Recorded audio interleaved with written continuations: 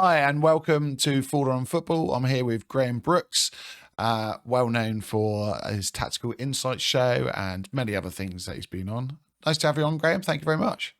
It's a real pleasure to be on, Alex. Thanks for the invitation, mate. I feel as though I've got something to live up to because you had my co-tactical insight friend James Bayliss on recently, and I watched it. I thought, wow, that was a really good show. So I've got something to live up to tonight, haven't I?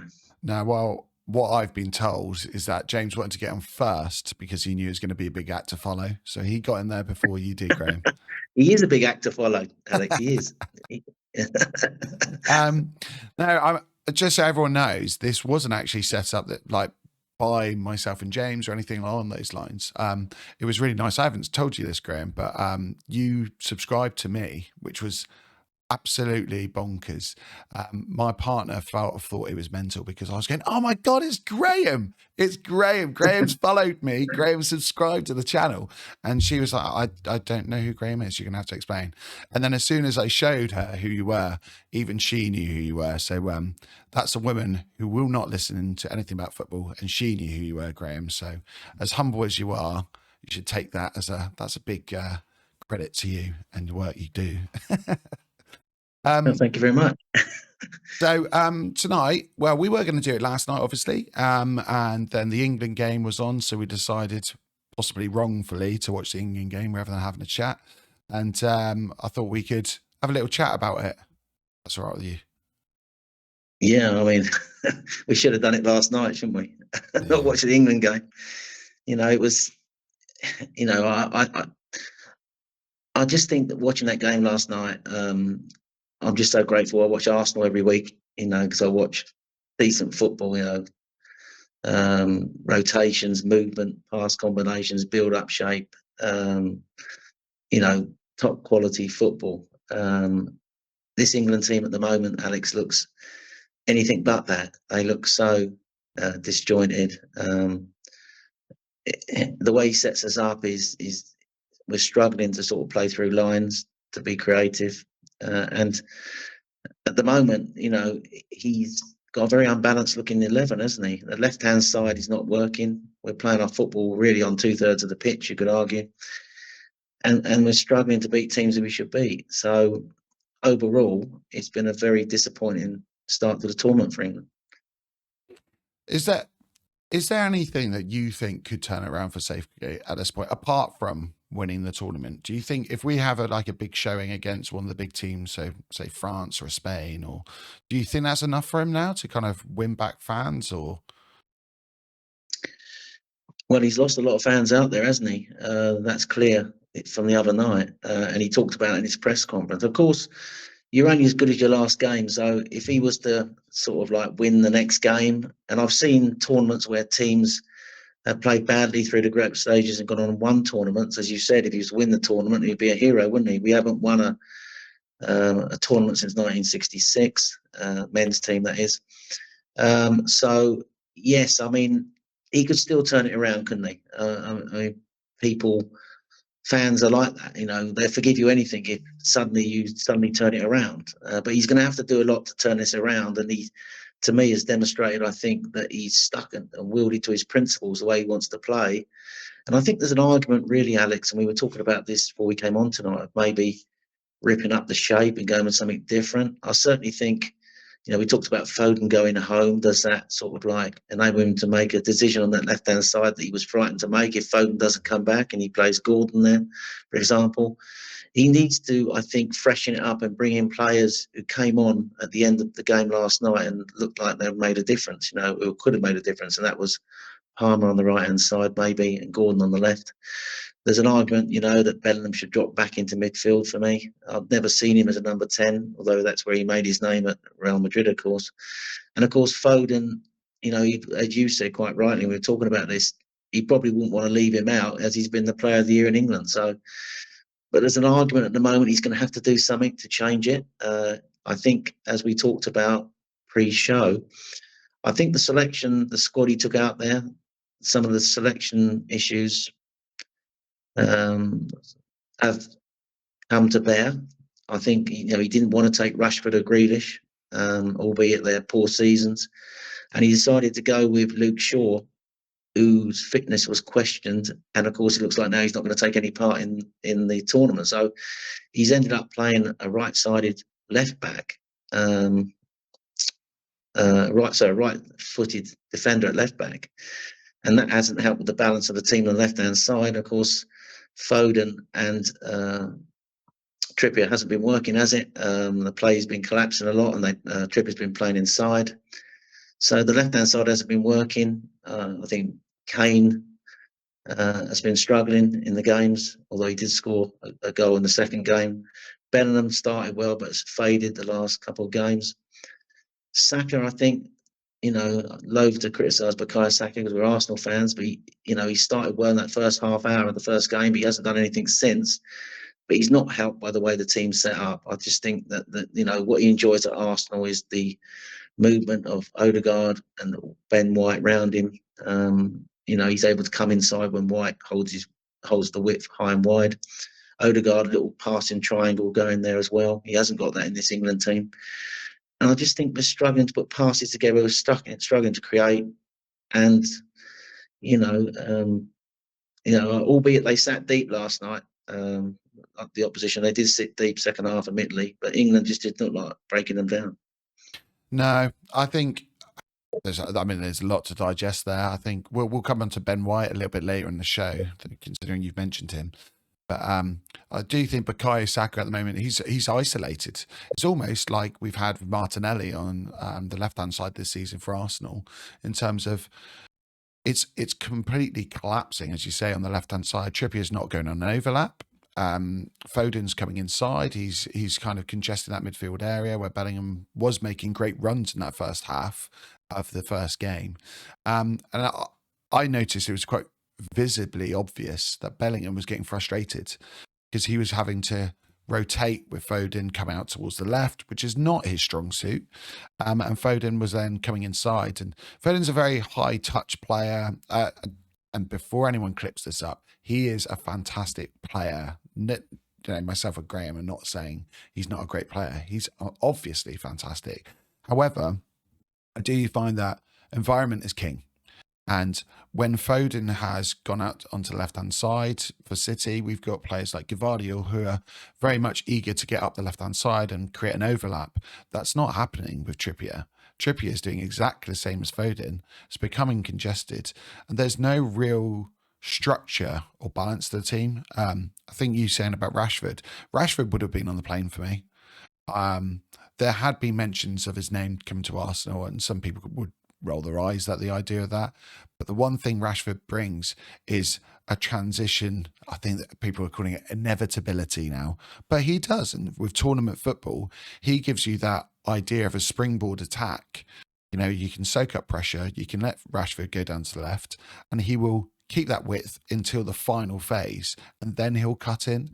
And I think we're missing that. We're almost playing too many number 10s across that front 3-4, with Kane dropping in. Saka does like to come inside. I mean, I could see a future where Saka is number 10, to be honest. But I think Southgate's lacking that brutal intent of saying, no, Foden, you're not playing there. You're not playing that role. Or, no, actually, Bellingham, you're not playing in the 10 role that you've been playing for Real Madrid. You're going to play as an 8. And I think the next game will be a big game for Southgate. Foden going home is almost kind of dealt his hand for him, hasn't it? I think it's been a good thing. But what would you do, Graham, if you were in the position of Southgate? What would you do for the next game? How would you kind of attack it and set up England? I think when I was watching that game last night, I think that's a good point you make about too many number 10s. I just don't think we moved the ball quick enough. We're just too slow, too sideways, too slow. We don't move the ball quick enough. And I don't think it's working with the players in this shape. There's not enough, as I said, not enough rotations, movement and pass combinations. So the build-up, there's just no build-up. So the identity of the team when we got the ball, I think, is struggling to create. So I think And I don't know what opposition he's going to get in the next round. There's talk about it could be the Netherlands. And I think you have to look at the opposition. But I think, as I said to you at the start, there's almost an argument for ripping it up and maybe changing shape. So what would I do? I'm a great one for sort of like obviously looking at what the opposition do. So if and obviously you need to first of all focus on what the opposition, what their formation is. But there's almost an argument, I think, because I've noticed in this tournament, a lot of teams are playing back threes, and I think, and a lot of teams attacking with three at the back, moving into a shape where they've got three at the back and moving forward with 3-4-3 combinations or 3-5-2 combinations. And of course, England could play that, couldn't they? England could easily flip to a back three and play two wing backs. I know it would mean probably he has to make a very difficult decision with Bukayo Saka. I could see, and Palmer did quite well on that right-hand side when he came on last night. And a few people might disagree with me. Obviously, Arsenal fans might do. But, if he's going to do anything, and you ask me what I would do, there's a potential there. If he's not going to move Bellingham back into midfield and play Gordon on the left-hand side and move Foden into the number 10. We don't know if Foden now is going to play at all because he's gone home. But what I would do is I would play three at the back. Maybe he could go Walker, Stones and Guy. He could play Trent on the right side as a wing-back and maybe Saka. He could play Bellingham and Rice in the middle and then play Palmer, Kane and one of Gordon or Foden. So that is like going to a back three with two wing backs, but it does mean that Saka comes out where he's made his name on that right hand side. He has played, of course, left back for Arsenal. He has played left wing back for Arsenal. But sometimes when things are not working, you need to freshen it up. You need to do something different. And obviously Holland will be watching the way England play. They won't be expecting us to, if it is Holland, of course, they won't be expecting us to play a back three, will they? So that's something that I think he could consider doing. I don't think he'd do it, of course, because he's too set and wieldy to his principles. And I think he's going to, he's going to probably stick to pretty much the same sort of shape. And I think the decision he's got to make really, if Foden doesn't come back in time, then Gordon might get his chance on the left-hand side. But I think Gordon on the left-hand side would, as much as I hate to say it, and Phil Foden's a fantastic player, but I think Gordon would benefit England in that left-hand side role more than Foden. Of course, he then could move Bellingham back into the central midfield next to Declan Rice and play Foden, if he is available, in the number 10 role. Yeah. I think Ian Wright would be proud of you, Graham, saying that he could go into a left-back role for Saka after his comments yesterday, which, by the way, he said it. He said that. Yeah, he got hounded by it. Just everyone on Twitter or X. I haven't seen that. Yeah, right. Yeah, so that's made me feel good. Yeah, he'd come out of it, and I can understand both sides of the argument. I think a lot of people are looking at it going, which big teams in the world would say one of your star men? And bear in mind, he has been the player of the year for England the last 2 years, is that right? Or the last two nominations. So this is a player who on the big stage turns up for England, historically. And suddenly we're saying, oh, maybe we move him out of position. And I can't imagine many other countries doing that with their players. However, I do agree with you. I think we need to look at the bigger picture. And right now, we've got a player in Palmer who can come into the right wing position. And regardless if you have an Arsenal bias and you think Saka's better than Palmer or the other way around, he is going to be able to come in and do a job. He's going to do a very good job. We saw that in the last, was it 15 minutes-ish he came on. So maybe moving Saka gives us more balance. Maybe it's moving to a back three. I personally feel that the Walker decision has had quite a big effect on the team. I view Walker as a player that, for me, should only be playing when we are threatened from someone else's left wing from our right-hand side. I don't see the need for Kyle Walker against Serbia. I don't see the need for him in any of these group games. I think Trent should have been used as a right back for us. I think he would have provided a little bit more of a combination play with Saka and brought Saka into the team a little bit more. I think I understand it. I think he's the safety valve, essentially, Walker, for this defence. He's been used quite a lot with that pace to be able to track back quickly. But at some point, Southgate's got to have trust in these players. And it kind of that trust goes quite far. I think John Stones right now hasn't had the trust to pick up the ball and bring it from the back and start that play off. I think Jordan Pickford, there's not much trust in him with his feet at the ball. He's going long too often. There's not enough trust in Declan Rice to kind of play maybe with a Bellingham and a Foden. I think there's a lot where Southgate's had the team, has it been about, 8 years now? Something along. Yeah. Yeah. I think just coming back to the other option he's got, of course, is he could keep Saka on the right-hand side. I thought that Trent coming on the right, Walker could go across to the left. Because I think Trippier is struggling with a calf strain. So if he could play Walker on the left-hand side, play Trent on the right, keep Saka in the right-hand space. And then if Foden doesn't come back, of course, and I don't know what the issue is, and we're all speculating at the moment, Gordon plays on the left. And one of Foden or Palmer could play central. You could get Palmer in the team because he's a number 10. Me and you talked about there are a lot of number 10s in this squad.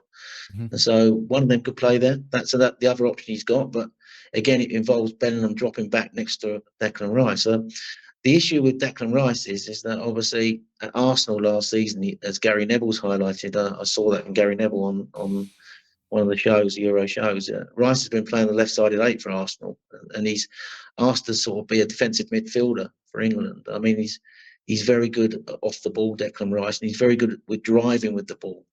But he's not what I would call a good passer through the lines.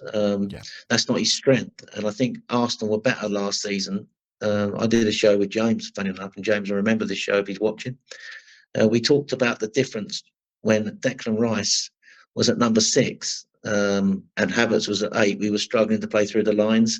The moment Havertz went up top and Rice went to the left-sided 8 role, and one of Jorginho and Partey came in at number 6, because they've got the ability to break the lines with their passing, more purposeful passing. We were a better team, we could pass through the lines better. And I think that Rice probably, he struggled in this tournament maybe to be that number 6 because he hasn't been playing there, and he's being asked to sort of like play sort of like passes through the lines maybe. I think Bellingham coming back working with him might, be a better, a combination. They might be able to sort of like play off each other, and maybe Bellingham can find the ball. He's played midfield obviously, so I've always seen him as a midfielder. So that's something. There's another option. You talked about options you could go with. The option of the back 3 with the wing backs, whoever he chooses then the wing back positions, or he could maybe keep Saka on the right hand side, play Palmer or Foden more centrally, and then move Bellingham back. So he's got 2 options there. But I don't think he's going to do either. I just think he's going to live or die by the way this team plays. And it's he's not the only coach, who plays in a very conservative style. I mean, Deschamps at France, they are incredibly conservative, but they've got Mbappe, haven't they? They've got pace in behind. So, and I think in football, England could go into this last 16 game. You can see these games being really tight and going to penalties, and that could be the way a lot of these games go, where teams don't take chances. So I don't think he's going to do that. I think he's going to stay with the way they've trained over the last 7 or 8 years. He's been England manager. I think they're just going to carry on playing this way. He might make 1 or 2 slight tweaks, but at the moment, clearly something's not working. So I just hope it all clicks. I mean, it could be just on one day it all comes off, and all of a sudden one piece of individual brilliance turns it, and then suddenly England find their straps. Just hope it happens. It's got to happen soon, though, isn't it? It really does. It's make or break for him right now, isn't it? I think there was there's a lot of words saying that he will leave after this tournament, Southgate. I just find it really interesting how I understand a lot of managers will have their own principles. We know it very well, having Arteta as our manager. He set his stall out early, but he's over time started to develop different faces, essentially, for different game states. Southgate doesn't seem to be doing that. And I feel that if I was personally going into a tournament like this, my last tournament, with the players he has at his disposal, I would want to go for it a little bit more. You know, I would want to be a bit more attacking. And I can say this now because he's left Tottenham. I look at Harry Kane and I think the career he's had, the trophies aside, what almost what a waste of a player. You know, we're not going to get many more tournaments, if any, from Harry Kane. And he's unfortunately had to suffer underneath this kind of regime, really. I think just from the point of, okay, we've got a captain here who has scored, you know, up team goals. He does every season. And we know what his strengths are. We know that he can, once he's in the penalty area, he's you know, fantastic finisher. And he's great at dropping deep and having runners go on in behind. And then Southgate's picking players that don't do that. And he's not even given opportunities to say the one I would say is Gordon. He's the one player who might be able to go in and behind. And he's had 10 minutes this tournament, is it? Something along those lines. And I do worry. It's just becoming stale. And I feel that if we go into the next game and it goes through the first half and it's another 0-0, and I think the fans are going to start to turn as well. And it's going to be a horrible atmosphere. That's kind of where I don't think you're wrong there. I think you know, he got a lot of flack yesterday, didn't there? Was a few, is it plastic beer cups flying around? You know, and to be fair to him, he handled it quite well in the press conference. And I think he understands the way the fans are feeling. And he's just told the fans to stick with the team. So, you know, when you've spent probably £10,000 to get out there to watch a tournament, you know, you want to see decent football, don't you? Yeah, exactly. So I know if I paid a lot of money to go out there to watch that, I wouldn't be very happy with what I was watching. So you say stick with the team, Gareth, but you're the highest paid manager probably in the tournament. So it's all right for you to say that. These fans have paid their money. They want to see some decent football. And I think you've got a right, you know, you've got you should sort of try and deliver that. And I know you want to win the tournament, and I understand that you've got to be tactical at times, but you've got so many good players there. You just need to create an environment for them to flourish, and he hasn't done that, has he? And as you say, we've got the best, the goal scorer. We've got most England goals. You know, we can celebrate a Harry Kane goal now. He's playing for Bayern Munich, isn't he? So we want to see Harry Kane score now. So you know, so I just. You know, I just hope it picks up. I just think, you know, as I say, I mean, we've still got the players, haven't we? Have we got the coach? That's the question. Yeah, and I look at Southgate almost like a director of football. He came in and he had a horrible job to do. Let's be honest. No one was behind England. No one thought we would really go anywhere.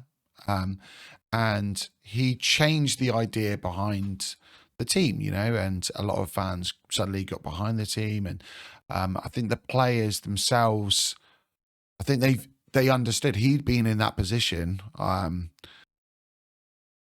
bit harsh, maybe. He's famous for that 96 miss that in the penalties. Yeah. Something I can clearly remember as a child. So I think a lot of the players were kind of behind him, but I think it's now got to the stage going along where when you talk to someone and say, "Oh, what's Southgate done?" They'll talk about those type of things. They won't talk about his style of play. They won't talk about how he's brought certain players through.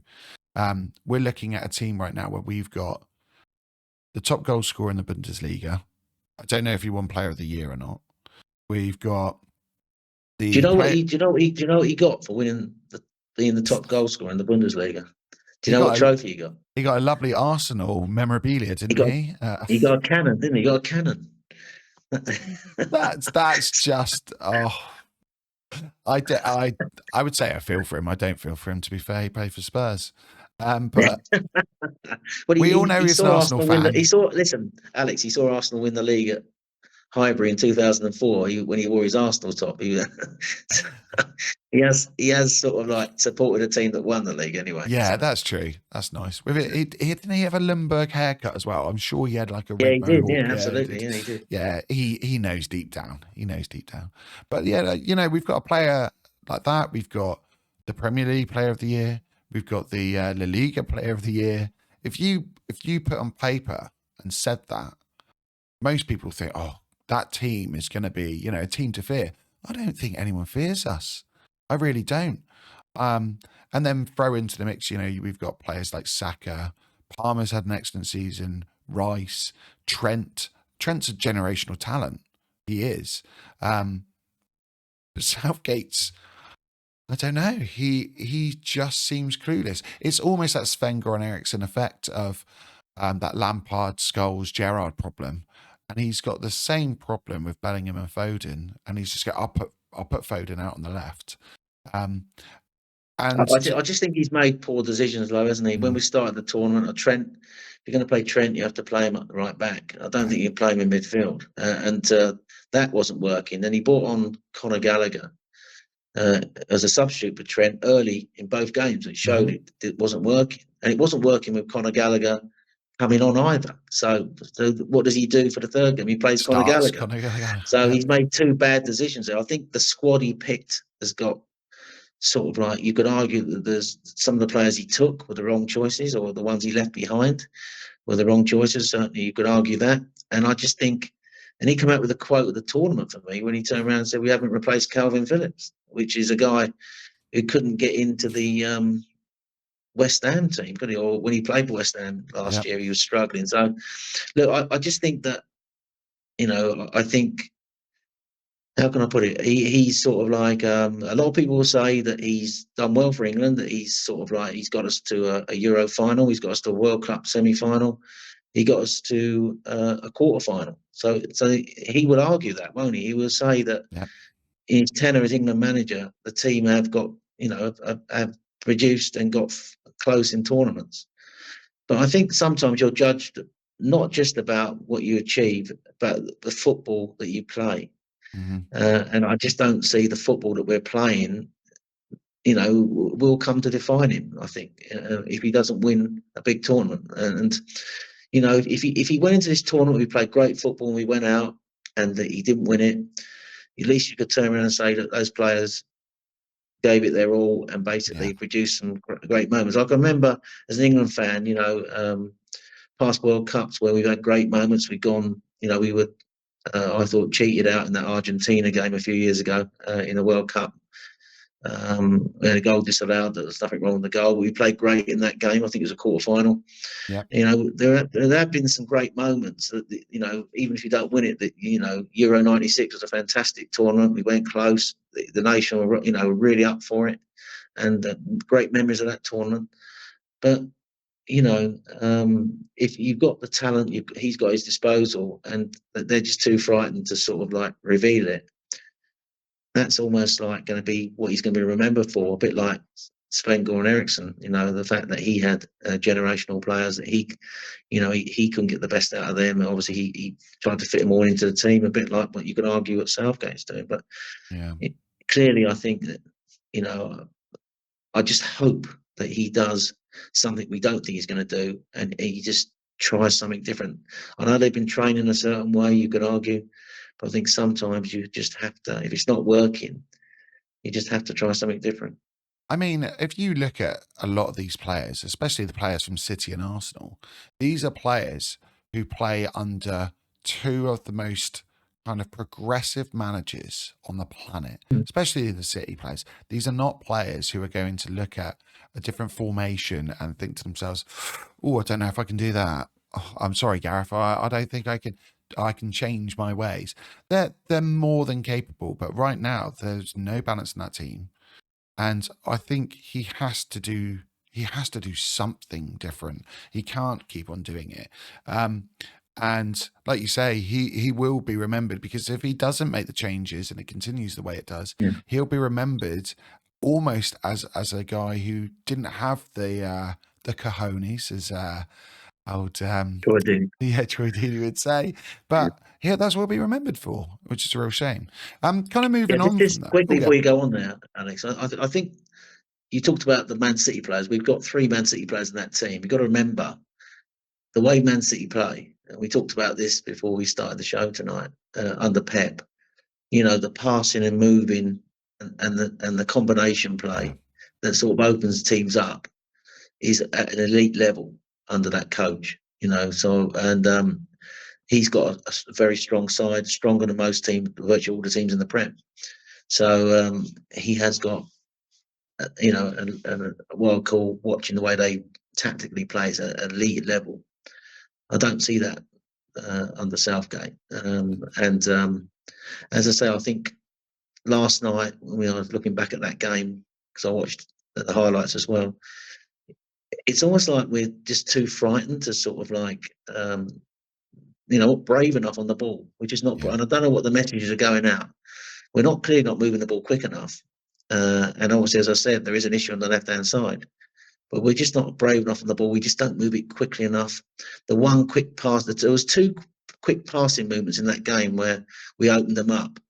In the first half, on Foden's side, the goal was disallowed for offside. That was Foden taking ownership of the situation and then playing a 1-2, and we worked the situation with Trippier. And I think it was Trippier with him. And then the cross for Saka, and obviously Foden slightly offside. But we moved the ball quickly there. It was a bit of purpose and bravery in the way we played, quick, intense passing and movement. And then, of course, when Gordon come on late in the game, and we opened them up again for the Palmer chance. yeah, But we haven't seen enough of that. We just don't. It's just too slow and measured half the time, too sideways. And I think if you're gonna, you're gonna have to play. If you want to open teams up at this level, that you're gonna have to play quicker. And I think I don't, and I'm not, what am I? I'm just at the end of the day, I said to you, I'm just a fan. But I want to see us play a bit more braver, Alex. That's what I want to see. yeah, yeah. And I think this tournament's really gone to show sometimes possession isn't necessary, especially in tournament football. I feel like with the international teams, these are not teams that have spent a long, long time around, days after days after days consecutively training in certain situations and phases. These are guys who get together every once in a while and should be able to kind of take on a management's tactics. And if you look at the past winners of the Euros and the World Cups, these are teams that usually have someone who is able to transition well. They usually have someone who, like you say, will kind of take it upon themselves to make the difference, to either drive or take a long shot or whatever it may be, but take the onus upon themselves, and are defensively resolute. And when I look at England, ironically, I think we said before the show, I was really worried about England's defence. They've been the bit I haven't worried about, and I haven't been mentioning is the attacking side. So we've got a nice base where we're quite resolute. There's no one transitioning quickly. There's no forward thinking in terms of positivity and moving that ball quickly through the channels or quick switches. There's nothing like that. And there's no one that's picking up the ball, driving at defenses or trying to cut inside for quick shots away. There's nothing. It's labored, isn't it? It's yeah. I would have preferred having this chat with you and not watching the game. You're a glutton for punishment, Graham, watching the highlights as well, because I couldn't put myself through it.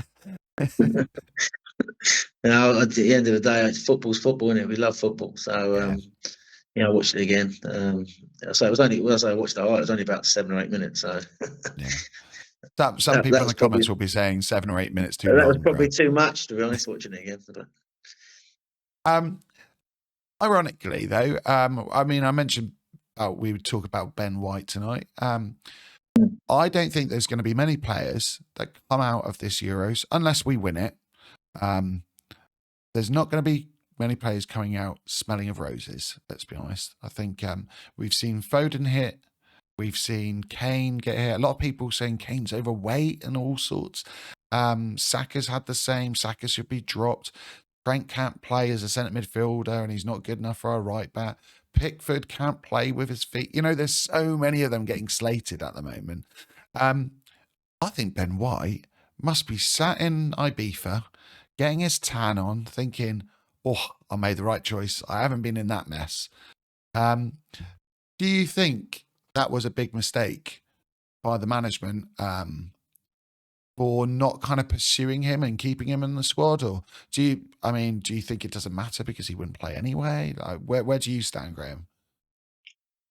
Well, I think to be fair to Southgate, I think he wanted to pick him, didn't he? But Ben White had already made his position quite clear that he wasn't going to be part of this England setup under this management team. Whatever went on that led him to reach this conclusion. So I think Southgate wanted him, and rightly so, because he was probably, for me, the best right back in the league last season. And I think if ever anyone deserved to be in that England team last year, in this tournament, it was Ben White. Yeah, I think you are right. It's funny, isn't it? When you don't play and the team struggles, you go up a notch, don't you? Because you're not part of it, and he will come out in the way that you said. I thought his performances for last year for Arsenal, he was consistent, he was reliable, he was flexible in the way he played. And I think when you look at the struggles in the England team, and I know the right hand side has not been. We've been talking about the left hand side not functioning, but I think on that right hand side, the argument for Ben White being in that England team, and I know Southgate doesn't play the way Arteta plays tactically, mm-hmm. but the one thing that he would have is understanding and his combination play with Bukayo Saka. They understand they forced at Arsenal. They could, replicate that in an England team, Yeah, couldn't they? And I think there was something there staring at the England manager that basically that would have improved England. But then you have to remember that Ben White decided not to go. yeah, So he never, he was never going to be in a position where he'd be able to pick Ben White. But there's no doubt for me, and I know Walker is one of the best right backs in Prem history. A lot of people say he's the best ever right back, and he's the England right back. So some people argue that Walker should have the right back position. I know you said earlier, and you made a great point, that possibly in these games we didn't really need him so much. I think the one thing that I think Ben White offers, and we saw it at Arsenal last year, he's very good. He understands. He's very good at inverting from the right mm-hmm. hand side into midfield, so he could help us in build up. He could come in. If Declan Rice pushes on, he could be the one into midfield. He's very good at sort of holding his whip high and wide. He's very tenacious. Some of the tackles that he made last year went under the radar. People said he couldn't defend. I can remember one game against Bayern Munich where they nearly scored, where he ran back about 30 yards and made a tackle on the edge of the box that saved us from sort of like, going a goal down. He's also got that happy knack of scoring goals. He scored I think it's like the 10,000th ever Arsenal club goal Oh, really? against Sheffield with his left foot, of all things. That was He scored two that was goals against a Chelsea. lovely goal. I can remember against Brentford last year, he was the one who, when we were struggling to win that game, he was the one who played the 1-2 with Odegaard, that got it on the right-hand side, put the cross in for Havertz to score the winner. Mm-hmm. So he offers so much, Ben White, not only defensively, but attacking-wise. And I think the combination with Saka, was a one that I think would have improved England. I honestly do. So you are right. It's probably by not going, it's almost like he's going to come out of this tournament looking really good. And if Southgate does go and Southgate's management team does go, you can bet your life, I think, that he's going to be in future England squads. I think, he goes under the radar, Ben White. And I think he doesn't get the respect he deserves. I think he's a fantastic footballer. And he's one who Arteta's developed. Because you remember, we signed him, Alex, as a centre-back, didn't we? Yep. And then he moved him into the right-back position.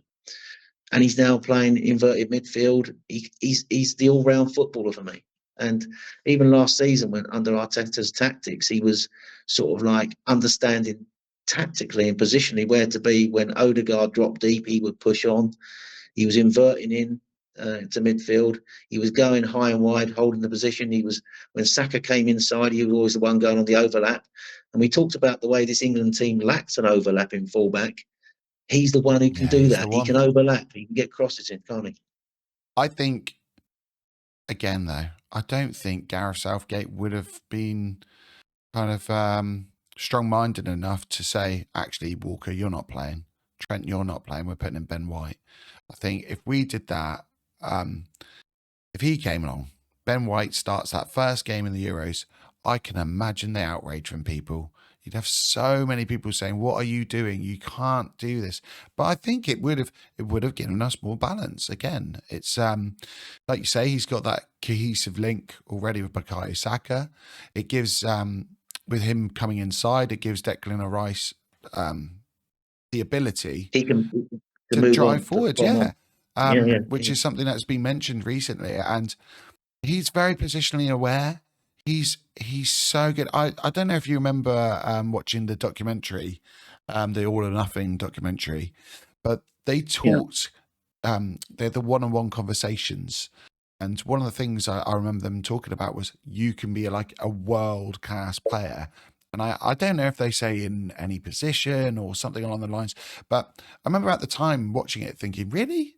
Like, I didn't see Mm, Ben White having a ceiling that high. This season has been fantastic. Did he get 4 goals, 4 assists? He was in mm. the Premier League team of the season, multiple clean sheets. I think they were I mean, Raya got 16, but there were more, weren't they? I know Saliba was involved in 18 clean sheets this season. So I presume Ben White was probably something similar. This is a player who's able to play on the underlap, play on the overlap. He's able to, like you say, he's able to kind of defend in transition and get back. He would have been fantastic. He even gives us an opportunity.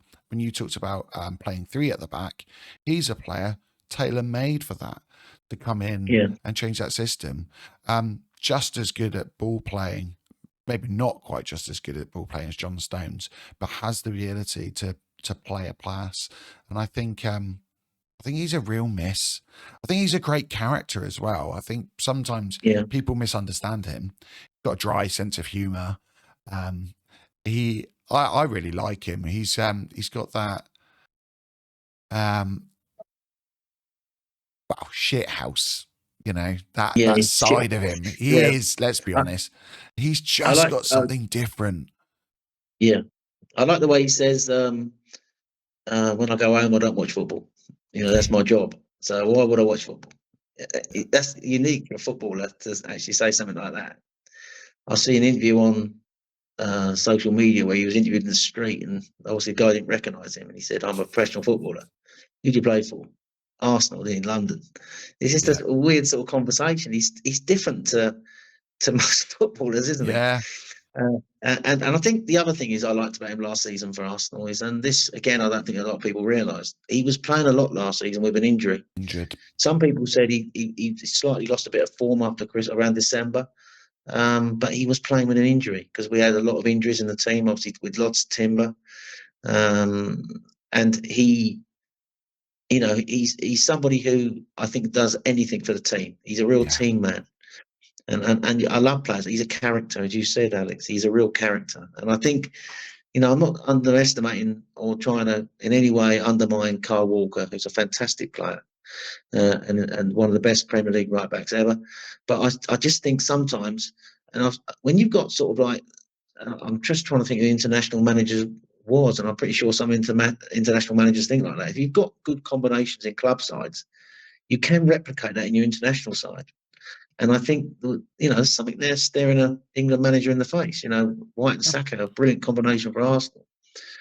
So something as good as what Walker is, that doesn't mean to say sometimes teams are.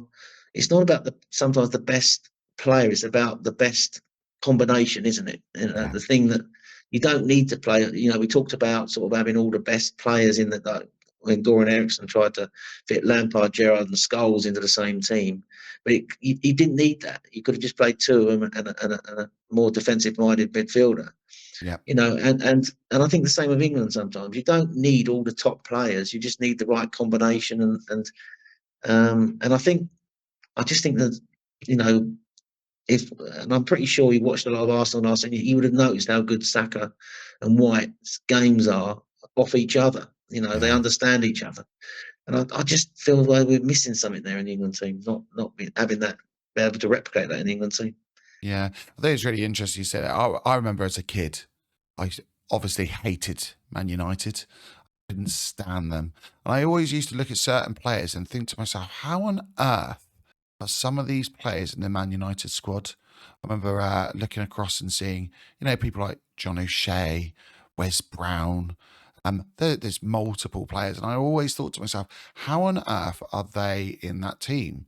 And Fergie obviously knew. As I've got older, I've gone, actually, to be fair to him, he probably knew a little bit. But he knew which combinations worked. He understood that sometimes you need to have someone like they had Park, didn't they? And they said, you're going to man Mark, and that's your job. That's all you're going to do. Because he understood the intricacies of football. And I think Southgate is kind of doing this almost like I would have done as a young kid. Gone, yeah, you put your best players on and that's how you win a game. It's not. We need to kind of adjust our understanding, and which is why I love having you on, Graham, because when I watch games, I'll be honest, I am awful. I'm so reactionary. I'll be shouting and screaming at the screen. I'll be, if Raya's got the ball, I used to hate Lehman. I think I said this to James. I used to hate him. When he used to have the ball at his feet, I would go mad because I'd be terrified. After the game, I'd watch you analyse the game, or I'd watch James analyse the game, and I'd sit there and go, oh yeah, actually, yeah, to be fair, there's a reason for that. During the game, I'm awful. I can't stand it. That the emotion gets hold of me. I'll let you into a little secret, Alex. I'm just like you. When I watch a game, I watch it as a fan. So people that sit in block 95 at the Emirates Stadium where I watch games will know that I'm screaming, for fuck's sake, get rid of the ball when Arsenal are playing out. I'm watching it like a fan. And so when you talk about the analysis there, sometimes I have to rewatch it to actually analyze it, because when I'm actually watching it as a fan, and I'm just like any other fan in the stadium. I get, it's sort of like, I see the pass, and if a player doesn't make it, I'll criticise him for not making that pass. And I'm invested in the game as a fan. Mm-hmm.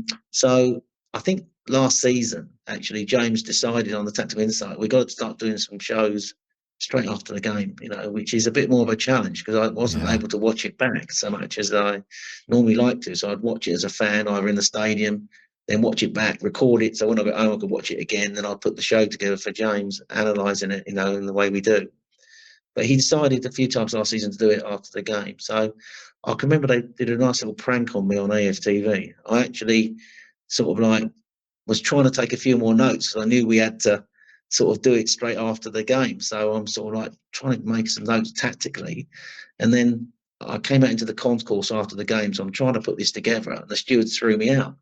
So I was saying, you have to leave, sir. We're shutting the stadium down. So I was on my way to the studio. So I stood by the side of the stadium, writing down some points tactically to take to the show at the AFTV studios. And Turkish, I don't know if you know Turkish on AFTV. Yeah, funny enough, I was going to ask you about this, Graham. I was going to. He took a picture of me, didn't he? Yeah, he took a picture of me. I will try to get that picture, and they absolutely ripped me. They ripped me, didn't they? On that Forever Arsenal podcast, where they take the piss out of the tactical. It's actually they take the piss out of James. Let's be fair, not out of me. Yeah. But I think it's just banter for James, I think, on the show. But they ripped me one because basically I think Lee likes to sort of like set it up as a bit of a yawn, the tactical side of the game. So he sort of like, they did this advert on AFTV about some beds they were doing. And I think he sort of like was watching my show to get to sleep, So that was sort of like became the banter. But they took a picture of me outside. I was actually by the wall doing my notes, so I went down and did the show with James. They got a bloody picture of it, didn't they? I love that. Stuck it on that. It was funny, actually. I did think it was funny, but they ripped. They tore me one there, mate. Honestly. So I was going to ask you if that's a regular occurrence. I was going to say, do you? Because I've seen a picture of you. So okay, that's a bit of a setup. The other question I was going to ask you, so I'm sure I saw somewhere that you had led the fantasy football ratings. Yes, for that's quite a true. long Yeah, time. Is that true? yeah, absolutely. That's about 25 years ago, funny enough. So the Sun Dream Team, as it is now, um, I actually put a team in it every year. I've got one in the Euros at the moment. I'm in about 3,000th position at the moment, No way. only because I've got bloody England players, and I Kane, Bellingham, and Gay. if I, if I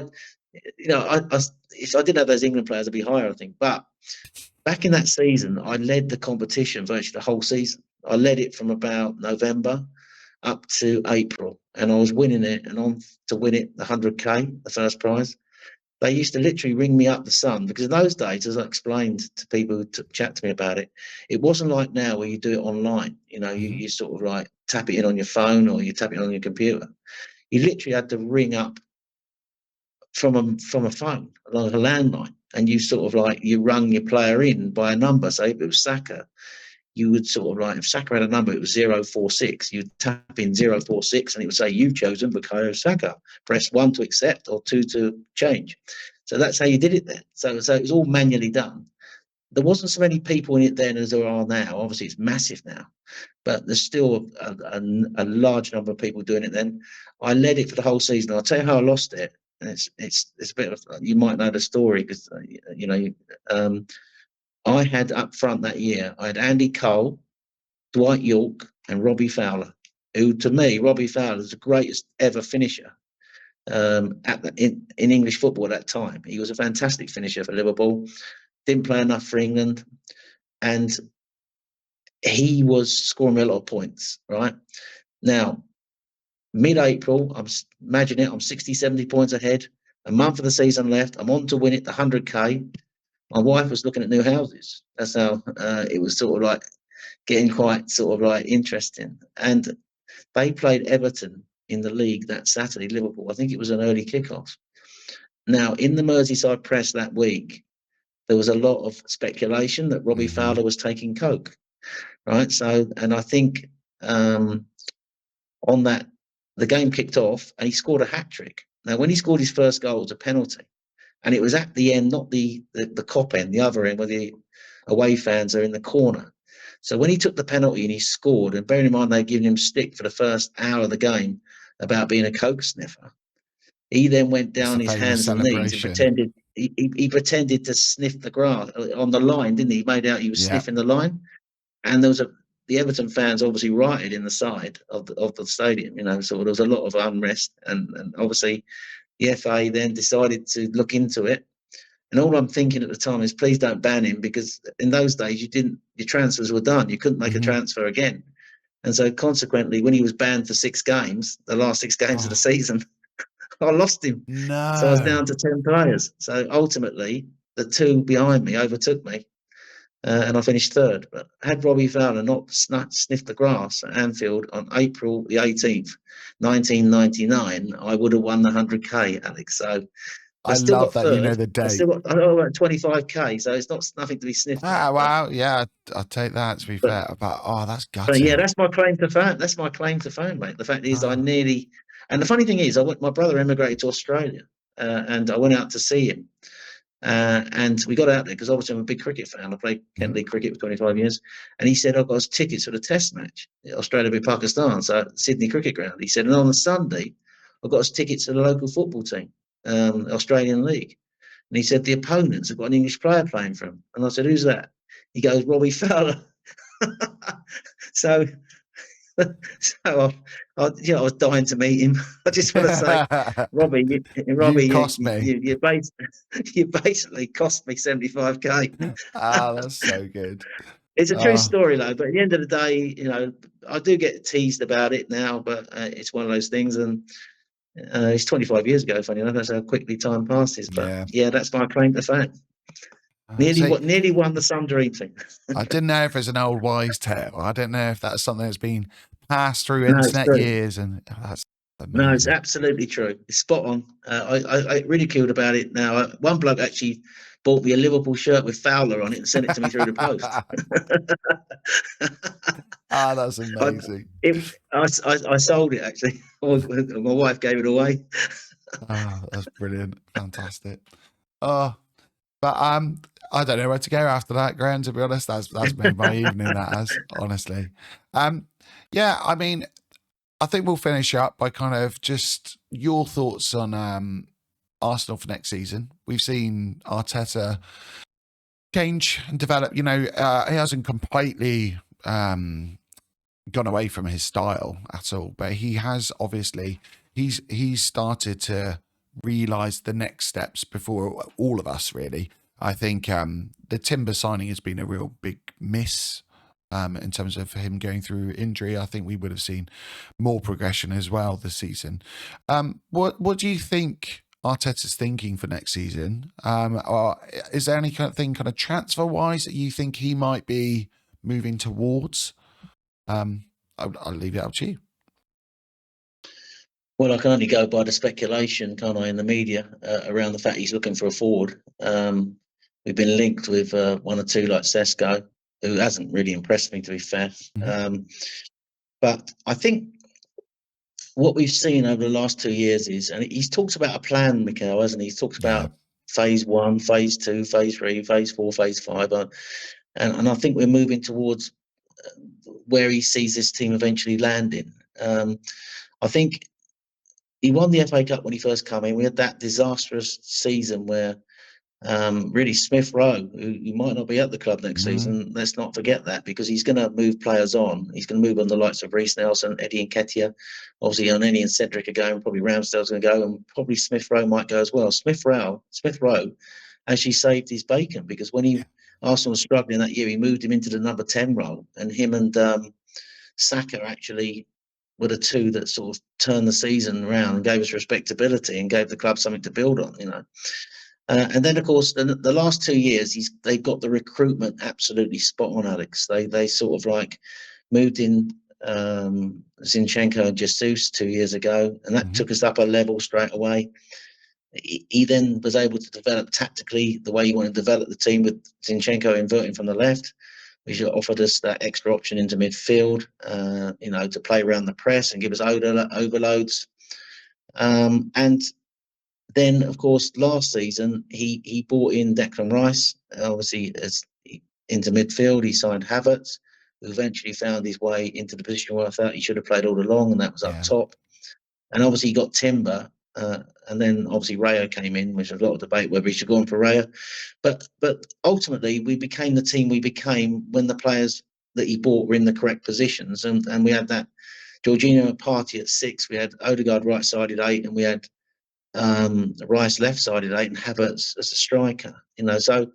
So he was able to evolve the team really last season, first of all by bringing those players in, and then he wanted us to become less predictable, because obviously he's always up against low blocks, mid to low blocks. It's something that I know we talked about, and he then literally decided to sort of like redefine the role of Martin Odegaard last season, when he moved him into the all-phase midfielder role, where he literally moved him where he would drop deep to build the play. He sort of like was literally given license to go where he wanted to go. And sometimes Declan Rice actually took his position from where Odegaard was playing. And Odegaard literally was, he could be helping us to play around their press to build the play. Obviously, he wasn't pressed because he was dropping deeper.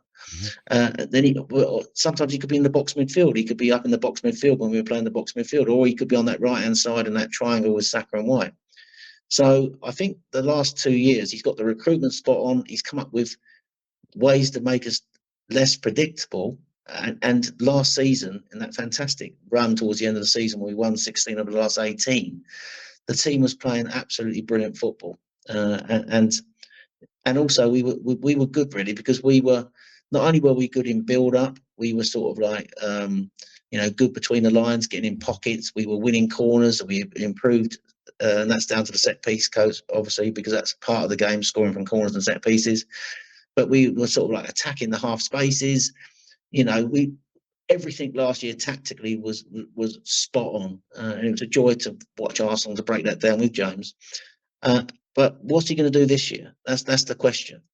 But he has got a team, I think, in the style and the shape that I think is going to challenge again for the league title next season. I do believe that. What's he going to do next season? I think he just want to, get rid of certain players. I think the key is to bring in players who make us strong. So we got I think he'll want a smaller squad, and I think he'll want really good players. Whereas one comes out, the one comes in is just as good as the one that comes out. I think last season you noticed that when Reece Nelson came on for Saka or Martinelli, the level dropped. So if El Neni come on in the number 6 role, no disrespect to him, because obviously he's coming to the end of his time at Arsenal, but the level dropped. He's going to want to bring players in that he's going to have a smaller squad of players who, when he rotates, they're the same level and they keep the level high in all the games.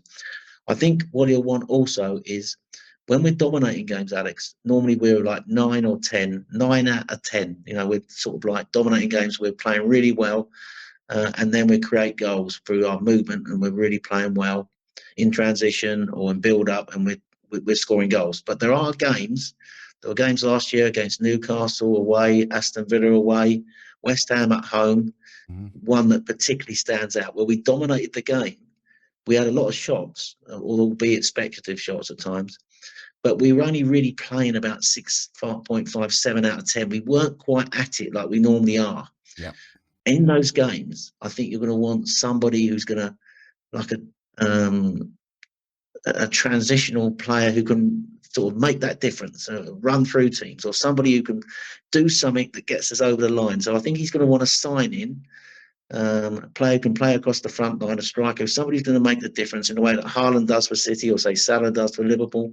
He's going to want that top player. If he can get him, it's going to be very difficult, of course, but I think that's what he wants. He'll still carry on evolving the team. We wait to see, because every year he surprises you. You never know what we're going to do tactically. But he's well aware that we're faced with low blocks. So I think he likes to keep teams sort of like penned in. And he wants, obviously, like 2 centre-backs there.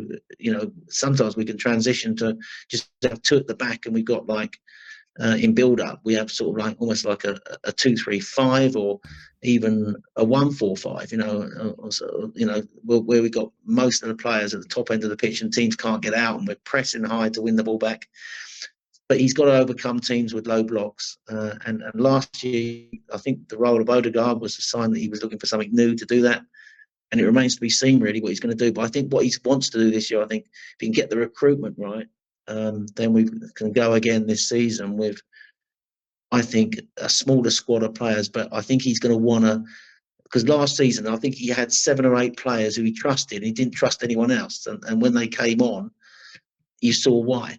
So, and I think he's going to want, 3 or 4 quality players that are going to improve the group, so that he can rotate better. I think that's the next evolution for him. Somebody who can make the difference in tight games, and also more quality, so he can rotate better. Yeah. Is there anyone that comes to mind for you for that kind of transition? It's very difficult, isn't it? Because who is there out there who can do that? The players we've been linked to at the moment, I wouldn't say any of those strike me as who can do that. I mean, I think James made a really good call, actually, and I don't think we're going to get him. But someone like Kudus of West Ham, who's somebody who's really, he's somebody who breaks the lines. I know he's probably a player who's inconsistent, albeit, and I don't mean to disrespect West Ham if there's any West Ham fans listening or watching, because I love West Ham as a team. But he's someone I've seen a number of times. When he gets on a roll, when he's running, he just runs past people. And he's got that ability. He can play all across the pitch. So someone like that, I'm not saying Kudus is necessarily the man, but someone like that who could make a difference. Kudus is someone that James mentioned, and I thought, well, that's a good shout. But West Ham are not going to want to sell him, of course. Isaac would be someone I'd love to have at the club. Yeah. But he's somebody who could sort of like, he's able to sort of like drift out wide left. He can link the play. He's somebody, he's got great feet. He's a great finisher. And I think also he could replicate. We talked about partnerships on this show tonight. He used to play with Martin Odegaard in Spain. So you talked about the way that Saka and White could combine well for England, Odegaard and Isaac for Arsenal will be a great combination because they know each other's game inside out from their time at Spain. So Isaac's one I would like to see, but I think Newcastle are going to tie him down on a big deal. But I do think he wants a quality forward. I think he's looking for another midfielder. I think he's looking for somebody at number 6. Somebody. We've been linked with Zubimendi, haven't we? I don't think that's going to happen, but somebody like that, somebody who could break the lines with good passing. I think he wants that because I think he sees Declan Rice as a left-sided 8, someone who's good off the ball in transition. Good off the ball and for recoveries, but also someone who can drive forward and nick the ball back in transitions. So I think there's 2 players there, but I think he's going to probably sell 4 or 5 players and look to bring in 3 or 4 as well. I do think that. So, but who he gets. Obviously, he's not helped by the fact the Euros is going on because I think the transfer business will be slower this year. But, I'll wait to see because every year, the great thing about Mikel is he comes up with new things every year. And he surprised me last year with the way he moved for the first game of the season, Alex. I can remember we went to the Nottingham Forest game. He had Partey at right back, converting into midfield. Nobody saw that coming. And so... I don't think Partey saw it coming, to be honest with you. Yeah. So, I think he'll be looking around, seeing who, him and Edu obviously looking around who they can buy. But I think tactically he's well aware that he wants to be less predictable every season. He doesn't want. We talked again, and the theme of this show tonight: England very predictable the way they play. Can they be less predictable by changing their shape? Mikel, unlike Southgate, will want to be less predictable, and he's always changing things around, evolving every season, and that's why I think he's a great manager for the club. Yeah, I think it's really interesting that you bringing up Kudos. I think he's one of these players who can play across the lines. I think he's got maybe the highest dual weight rate wins.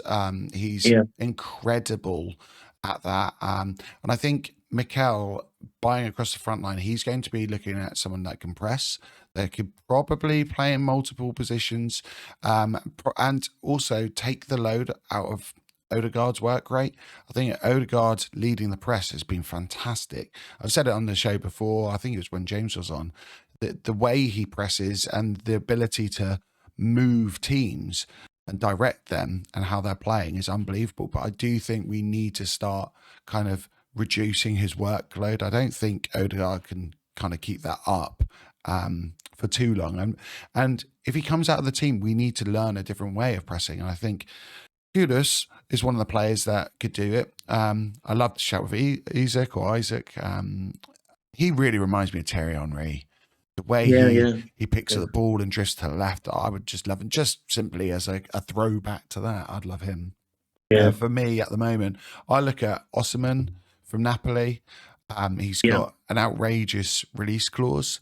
But I know over the past 12 months, he's fallen out with the hierarchy there. He might be a player we can get out. And he's also a player, although he doesn't play across the lines, he is a player that is a centre forward and an out and out 9. He is someone that is really unselfish. He presses like no other, and he has this ability to help with mid blocks, which we've had a huge problem with. He's someone that can. He's very aggressive in the box. So we at the moment, we lack anyone. Apart from Havertz, if we're crossing into the box, we don't really have players that attack the ball.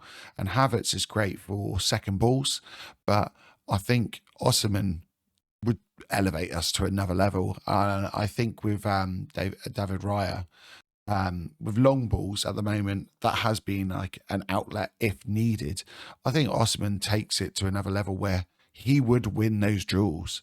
9 times out of 10, he would win those long balls, and that will get us out of certain positions, especially in the Champions League. I think that would make a big difference with certain teams who are kind of as good as us in possession.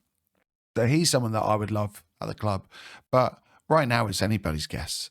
I think Mikel and Edu probably have a short list that they're looking on, but they're probably going by who's available, because like you said, at the moment, really who's available with all the PSR rules is kind of beyond me. I think they're waiting for dominoes to fall and then they'll pounce.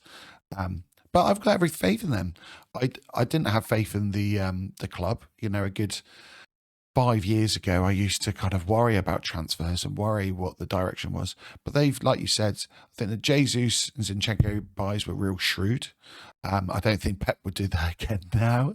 And I think looking back, when we brought in Tomiyasu, Ben White, Aaron Ramsdale, these were players. I can remember Gary Neville saying that these are terrible buys and there was no direction at the club. There's a clear direction at this club, and they were obviously very well thought out buys. I think the David Raya one at the beginning of last season, I questioned it. I think now, for the fact that we managed to break up the transfer price, I think that was really, really clever by the club. I think for what David Raya does in terms of mitigating chances against us, he doesn't pull off these amazing saves like Ramsdale does, but we seem to stop the chances before they come to us now. Yeah, I think that's the greatest thing about what Mikel's done actually there, because he's actually got us so well set up now. Teams are having less shots at our goal. So basically, we're so well set up defensively that we limit the shots on our goal. So the XG, expected goal threat against us, is always low. So, you know, when we went away to places like Man City, you know, we defended really well, you know, and, you know, so he's I think he understands the game, Mikel. Basically, you know, when we need to be, we try to be free flowing and we try and play our football. But when we're away from home, we've changed the way we press slightly. I don't think we're so gung ho with our pressing now. I think it's more orchestrated. And also, I think that we are very good at the way we sort of, when we do press, we stop teams from getting out, and we stop teams from getting shots at our goal. And I think that was reflected in the numbers last year. You know, the lack of goals that we conceded as well. So David Raya, the best thing about him, of course, is is his distribution and the fact that he comes from the crosses. He's an attacking goalkeeper, and you think he suits the way Mikel wants to play. I'm not saying that he's the best goalkeeper, out there, because we saw last year that in terms of, he makes mistakes, and of course the best goalkeepers make the least mistakes. But I still think he offers something in the way Mikel wants the team to play. I think he'll prove to be a good buy. I think Timber, as you said earlier, is going to be fantastic. The way he brings him into the team this year, I think he can invert into midfield. He's a proper footballer, Jurriën Timber. I think he's going to improve us. I think Mikel's going to want us to dominate the ball still. It's all about we are a possession-based team as well. So he's going to want us to dominate the ball, but he's going to want us to be good with the ball. I think, as I say, I just want to see him get that one player who basically can offer something in a tight game, who's going to get us over the line. There were games last year, Newcastle away, Villa away, West Ham at home, where we were struggling. We were playing reasonably well, but not at our normal level. But if you've got a player in those tight games who can make a difference, it could just get you over the line. That makes all the difference. And I don't know who that player is, as I say, but if he could get someone like that, that would be taking us to the next level in my mind, because most of the time we play great football, we dominate games, and we are 9 out of 10, as I said. But there are those games where we're only 6, 7 out of 10 in terms of our creativity. We're still good defensively. We don't look like conceding, but we just need somebody who's going to make a difference in a tight game. And but overall, where we are, I'm very optimistic going into the season. I love the direction the club are going in. He's got the fans back on side. So it's a real joy to go to watch the team now. And we're back challenging again for the league title. He's made us relevant again. You've got to remember, for a few years, the end of the Wenger reign and Emery's a couple of years there, we weren't relevant as a football club, and he's made us relevant. And but he just needs to get that trophy, doesn't he? Because they're going to be the haters, the doubters, going to say until he wins that trophy, he doesn't deserve to be Arsenal manager. So I really wanted him to win it this season. I hope we get there over the line next year, because I don't think Pep's going to be there forever. Yep. So and we might even do it next season, but I just hope we do. Yeah, I wanted us to win it this year, obviously, but I really wanted him to win it while Klopp and Pep were both in the league, I think that would have been really nice, kind of for him to be able to say, look, I beat the two best in this era, playing my way. Because I think he almost gets that, what's the phrase, like little broed, like, oh, he's Pep's protege, oh he was coach under Pep. And I think for Arteta to kind of come out of that shadow finally, he has to win the trophy. And it's that all of this news about City at the moment and the 115 allegations. I personally, I don't want anything done until we beat Pep. I want us to beat him on this playing field, and then they can have all their sanctions put in place if they've done wrong. I would hate for us, because I look at Liverpool and their Premier League win, and a lot of people turn around and go, wow, it's a COVID year. And I can see the same thing happening with Arteta.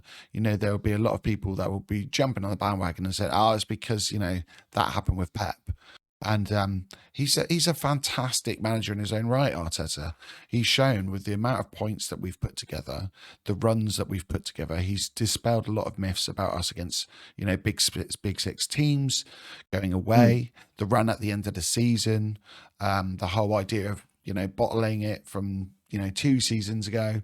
And this season, he's, that run, no one could have expected a run like that. He's gone up against the best manager of this era, who are essentially playing under their own rules and able to spend what they want, against the best squad ever, and they were on their best run ever. And he still just missed out. And I think people forget that sometimes about him. We're very lucky. We're very lucky to have a manager like him, and we need to tie him down now. Because like you say, if Pep's not going to be around forever, I think Arteta could start to, take over this league. He's in a very good position too. It won't be easy, but I think Do you think Man City will want him? Do you think if Pep goes, do you think they'll come for Arteta? Surprise me. Whether he'd go or not is a different matter. I thought it was really interesting. I'm sure you've seen the videos of when City played against Arsenal and Arteta never celebrated. And I never... I never saw him as someone that had that big of a connection with the club. I always thought of him as, he'd captained the club, but he didn't have that affinity, not like a Tony Adams, or like if a Vieira came in, because there was word at the time, wasn't there, that Vieira might come in as our manager. I could imagine him being very, out there, I'm an Arsenal ex-player, and, I'm behind the club. I didn't see that with Arteta. I really didn't. I don't know if he would go now. I don't think he would do that to the fans, and I don't think he would almost do it to the board. They've put a lot of faith in him as his first managerial role. They've backed him financially. I think you're right. I don't think he would. But then other clubs will come, and it's a case of, he's got links to Barcelona. He's got links to PSG with their money. And I think regardless, we would have to tie him down, because we know in football, loyalty is great, but money always talks, unfortunately. So there's always that element of doubt, isn't there? So I think we need to, but we'll see. I'm positive about the next season. I think we'll give City another go, and I think we'll take him close. But I'm hoping we'll win it this year, obviously. I was looking at the early fixtures, just finishing up on this Arsenal section. We start obviously with the home game against Wolves, but we have got Villa, Tottenham, and Man City away in our first 5, so it's going to be quite a challenging start to the league campaign. And of course, the players, we've got Champions League in the middle there as well. Champions League starting early as well, isn't it? Yeah. So, but the one thing about this team, though, Alex, is that we showed last year we're very resilient away from home. Away from home, we're really strong. We, against the big teams, as you said, our record against the big 6 last year was exceptional. So, I just hope that obviously the Aston Villa game is early on there, that we can sort of like avenge last year's. They did a double over us last year. One thing I thought that really annoyed me last year about Aston Villa was when they played us. They'd already beaten us at Villa Park, but when they came to the Emirates, it was almost like their cup final. He played a strong team. they were really at it that game. We dominated the first half, didn't take our chances, but the second half, they were exceptional in the second half and deserved their win. You could see that they wanted that win. They just wanted it. But then when they played Man City shortly afterwards, they rested 3 players up there, Switched off, yeah. including Martinez and Watkins, and they clearly didn't want to. It's almost like they gave up. They didn't expect to win at City. They're in the middle of their European double header in the Conference League. Well, I can't remember if they're in the Conference or Europa, Yeah. but they Conference, had I a think it was. difficult European double header, and they rested a few players, and they got stuffed at City 4-1, and I just think that annoyed me more than anything. And I know you could, people say, well, you know, we had, you know, you can't argue, you should have done your own business and all that, but I just think that some teams, and I know I'm going to get criticised for saying this, but I just think some teams give up against Man City. Or it's almost like they just think that, you know, that's one we expect to lose, and City benefit from that. But against us, and obviously we play a lot of intense London derbies. But Villa, obviously our ex-manager, he wanted to do one Yeah, over he us did. that day. You could tell, and in the end, it cost us, didn't it? But you could argue Mikel changed the team that day. He went back to Havertz at 8 and played Jesus at 9. We've been playing Havertz at 9 virtually all the games before that, and he went back to that all the games after that. In that game, he accommodated Jesus in the centre forward role and played Havertz at 8 again. But it just annoyed me. It just annoyed me that the way Villa were last season. So I really want to put one over on them on the second game. I really do. You know, so. And I think the other thing is last season we only took 1 point out of 6 against Fulham. You know, Yeah. I was at the Emirates when we were 2-1 up against them. We gave away a silly goal at the start, and then we got 2-1 up. They had a player sent off, and it was going into injury time. They got a corner right at the end, and we didn't defend it well. And they equalised and got a 2-2 draw. That was 2 points lost in the end. That, and you could always say 2 points here, 1 point there, all the rest of it. But that was the Villa games and the Fulham games last year. Bloody annoyed me. That's the one thing I'll say. No, I am 100% behind you. By the way, if anyone can get a video of Graham shouting, swearing, okay, during the next Fulham game, please send it across, because I don't believe this. So, yeah, I'll send out a little reward for anyone that can do that. Do you know what? Anyone who sits around me at the Emirates, I sit next to a really nice old guy called Derek, so I've got to be careful. But I do. When the crowd are obviously, you can sometimes, because there's a lot of people shouting at the same time as you, so it can sort of like get, for want of a better word, almost like camouflaged in everyone else swearing. Yeah. So, but there are times in games, I assure you, people think that I don't swear at games. I'm just like any other fan. You know what I mean? I just lose it like everybody else. And I only get sensible really afterwards when I'm looking back at it, you know. But you know, I said to you when I was talking to you before the show tonight, I'm just a normal football fan. You know, I've been fortunate. I was given the opportunity to analyse games, and I enjoy doing that. And thank Robbie Lyle and AFTV for the opportunity, because they've been really good to me. But at the end of the day, I'm just a normal guy. And we talked about another thing I just want to mention coming to the end of the show now is about the loss of Kevin Campbell. Yeah. Kevin Campbell was one of the nicest guys I ever met in football. I mean, what do I know about tactics, about football, to what this guy knew? But he treated me, when I met him at AFTV studios, and I met him sometimes at a couple of functions. I did one with him and Nigel Winterburn in London when we previewed the North London derby. Harry Simu was there, who's on TalkSport now, and Lee Judges was there, and we interviewed him on stage. But as good as he was as a footballer, Alex, he was an even nicer human being. And he treated you, he had no ego, Kevin Campbell. He treated you, he was a fan, and he treated you like you were a fan. You're just like two fans talking about football. And he was such a nice human being. It's such a sad loss, a tragedy what's happened. He's passed away, of course. I was really upset when I heard the news. But, you know, I'm just a sort of like someone who's followed Arsenal for over 50 years. I was lucky, got the chance to analyse it. I'm grateful for the opportunity. But to meet people like Kevin Campbell, the best thing I can say about the guy is he had no ego, absolutely no ego. He was so humble, and such a nice guy. In a world of where people are not kind, he was kind, and he was Yeah. kind to me. And I didn't know him as well as Lee Judges. I didn't know him as well as Robbie and all the people who knew him. But he was just a fantastic person, and I'm just so glad that I met him and shared some football talk with him, because he's a really nice guy. No, I think it speaks volumes that, I mean, I'm what? This was my 5th video, I think, ever. So Graham, so I was thinking about messaging him, and I don't think there's many ex-players that people in this space, beginning and starting out, would think about going, that ex-player, I'll message. There's a chance he might do it.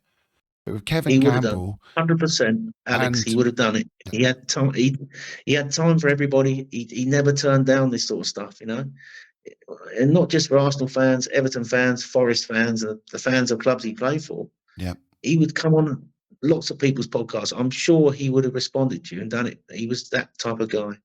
yeah. So yeah, it's just as I say, his greatest legacy, as great as he was a footballer, and people, obviously younger generation, probably won't know him, because I followed Arsenal for over 50 years. I remember him in the 1990s playing up front with Ian Wright, and they were a great combination. And obviously he scored goals in our championship winning season of 1990-91. He scored 8 or 9 goals that helped get us that league that season. As great as he was as a footballer, and this is his legacy, he was an even greater human being. So he would have done that show for you, no question. He's a real loss for everyone. Yeah, sorry for your loss as well, Graham. That's terrible for everyone. I will say, however, because during that you said, I'm just an ordinary fan and stuff.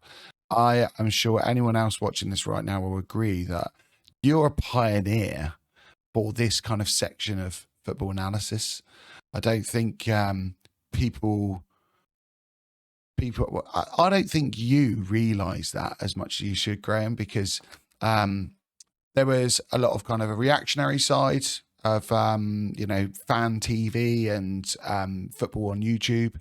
There was a lot of big characters. There still are, and that definitely has its place. But I think you were one of the first people that kind of spearheaded this kind of rational thinking and looking at tactics, and the tactical show, going from working with Robbie Lyle now to working with James. I have learnt so much from you. And I really did mean it when I kind of squealed like a little girl and said, "Oh my God, Graham's messaged me." Like, Graham's following me, because I've looked up to you. I've learned so much from you. I did my coaching courses and things, and most of that I've kind of forgotten as I've got older. But it's so nice to kind of even look at things a slight different way. I've I think we all do. We all have our own ideas about how the game should be played, and I think sometimes that clouds our judgment. And I think it's really nice that you kind of come with a rational view and say not just what you would do, but also what you think the aim was, and how Mikel, for example, has set his stall out and why he's done certain things. And when I question certain decisions, you're really good at answering those questions. So from me, thank you, and I'm sure from everyone else, thank you as well, because you've been a pioneer for this. You really have, Graham. Yeah, I think the thing is, the one thing I would say is that I think every fan's entitled to their opinion. I think when we sort of like analyse games, we don't try and criticise. We just offer our opinion and the reason why. So it's not just a case of you say something and you have to have a bit of rationale behind your thinking. So, and that's what we try to do. We try not to be, because at the end of the day, these players are professional players who, and we, although I've got a level 2 coaching license, I wouldn't say I'm a top coach or anything. I know football better than top managers and top players, but the idea of fan channels is for fans to give their opinion. Mm-hmm. But I think when you give your opinion, I think you should be sensible about it and not, and to justify why you've come to that conclusion. So you look at something and give your opinion and say the reason why. I don't always get it right. I make mistakes. sometimes my opinion is only my opinion. It's not doesn't mean it's right all the time. And I respect everyone's opinion in the game, Alex. And I think the great thing about football is it's a game of opinions, and I think that's why we love the game. It's a game of opinions. 100%. We'll finish off with a little question in that case, Graham. So I have got James B coming on, and he's going up against Shiroi in a quiz. It's an Arsenal themed quiz. In your opinion, who's going to win that quiz? Out of James B and Shiroi. Oh, cool. Shiroi is a lawyer, isn't he? Do you know what I said when we started tonight? I said to you, I'm a union rep. I'm a frustrated lawyer. So that's a really difficult one to answer because James is so knowledgeable about, and Shiroi is a lawyer, so intelligent. I like Shiroi. And Shiroi is a really nice guy, so I don't want to upset Shiroi. Don't sit on the fence, James, Graham. You've got to choose I'm one. going to sit on the fence. I'm going to have to sit on the fence, mate. That one could go either way. I think I score draw. Okay, I'll take that. So tiebreaker question. Okay, that's fine. No, it's honestly, thank you so much for your time, for coming on. Just everything. Honestly, I appreciate it so much. This channel has just started, and to be able to just have a chat with you, and just so everyone knows, so Graham and I probably chatted for, I would say, probably an hour before we even got started and recorded. I think the chat, I was disappointed because some of the chat we had, I'm thinking that should have been on the bloody chat. Yeah, it was so good. But honestly, Graham is the nicest bloke. He is as nice when you just have a chat with him as he comes across when he's on YouTube. So, Graham, thank you so much. And hopefully we can do it again sometime. We will do, mate. It's been a real privilege and a pleasure. I've really enjoyed talking to you and meeting you. And good luck with the channel. As I say, I've subscribed to the channel. I am watching the stuff on there. So I will watch this back, and I'll send you a little message if I think I outdid James. So when you next meet James, let him know that I was trying to be competitive tonight. But the show you did, I would recommend anyone to watch that show you did with James. I thought it was top quality. Oh, thanks very much. If anyone wants to follow Graham, he is on Twitter as well. So I think it's Graham. Is it Graham Brooks 1? No, it's Graham B195 on Twitter. It's Graham _Brooks 1 on Instagram. So on that Instagram, if you go on my Instagram, it's Graham _Brooks 1. But I've got on there a lot of my old stuff from AFTV, analysing little segments on there. So sort of me analysing games, just little sections on there of 3 or 4 minute cuts of various games, plus various photographs of me at Arsenal games, because I love my football, and obviously took my son to Munich this year, so we saw Bayern Munich, so there's some pictures on there. So I'm on Instagram at Graham _Brooks 1, but my Twitter account is Graham B195. You'll find me there, probably sort of retweeting stuff and talking football.